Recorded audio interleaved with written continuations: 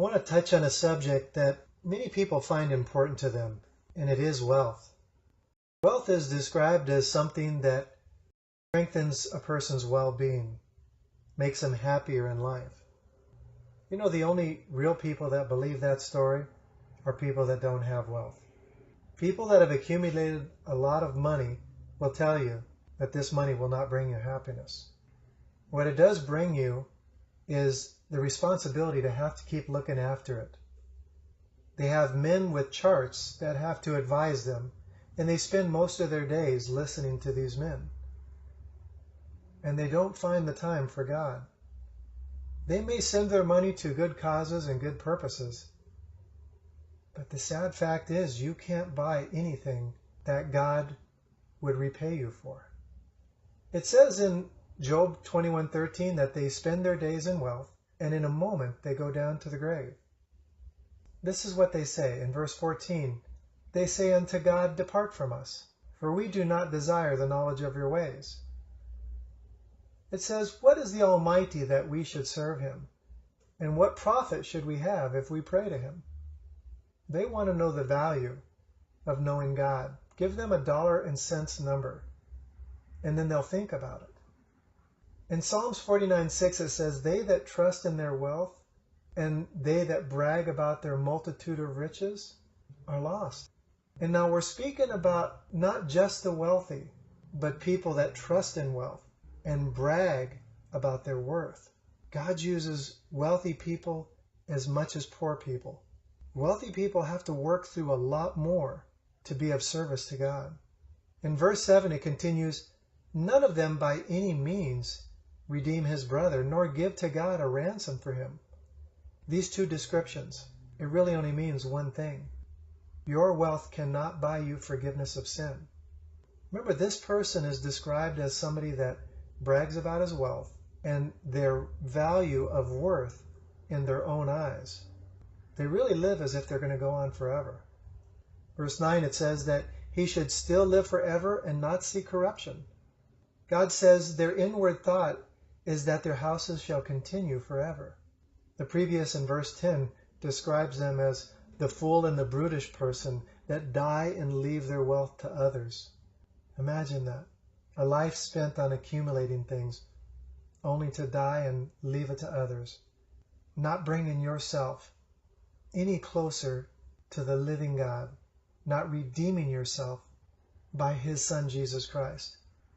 And not being able to go on to an eternity with him.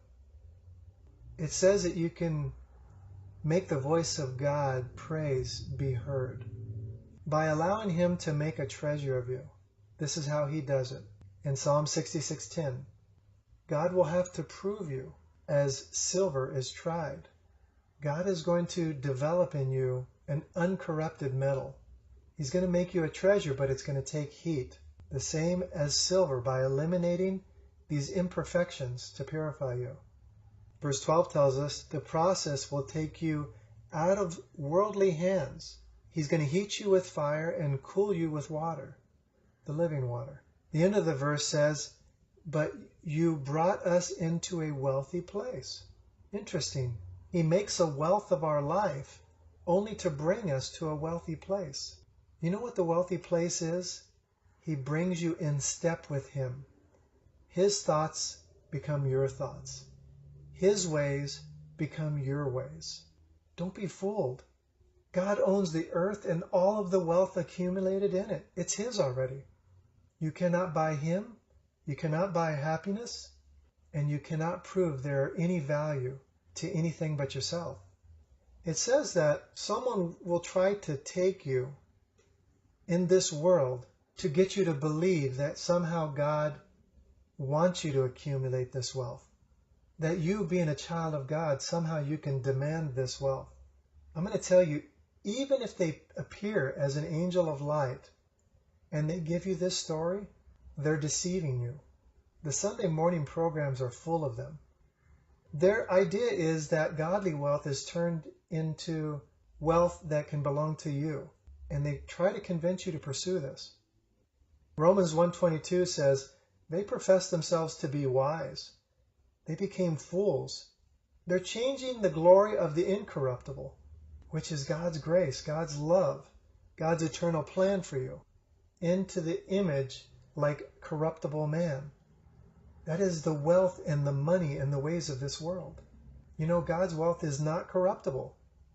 This is the way you can tell if you're pursuing God and not worldly wealth. This is like corruptible man. That wealth dies with him. Godly wealth goes on with you. And this is what you want to accumulate. It's not the same thing. God made the children of Israel wealthy. He describes it in Deuteronomy 8:14. He brings them out of slavery. In verse 15, he walks with them through life, filled with serpents, scorpions, drought. There was no water. He feeds them in the wilderness, and through this, he wants to humble you, that he might prove you to be good. And he goes on in verse 17, and you will not be able to say in your heart, my power and my strength and my hands have gotten me this wealth. God doesn't want you to have any wealth that you can brag about. It will steal you from him. He does not want you to have any wealth that you can take credit to yourself instead of praising and thanking God. It will be the end of your destruction.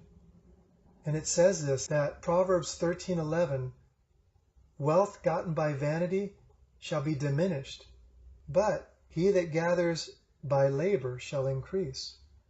God's given wealth to many of those that love him. The difference is he refined them before he allowed them to receive that wealth. So they could not say, my strong hands got me this wealth, like in Deuteronomy 18. You don't need to hate wealth. You need to hate vanity. It is not money, but it is the love of money that is evil, that sets traps for you, because it steals that love from the one true living God. It's a thief. The balance of a believer's heart will sound something like this. Proverbs 30, verse 7. 2 things have I required of you. Please do not deny me these before I die. Remove far from me vanity and lies. Give me neither poverty nor riches. Feed me with food convenient for me. He says, don't feed me with fine things, lest I be full and deny you and say, who is the Lord? Or lest I be poor and then steal and then take the name of the Lord in vain. He never wants to curse God for his poverty. God will do 2 things when you communicate with him. He's going to first search your heart, and second, he listens to your words. Then he knows exactly what you need.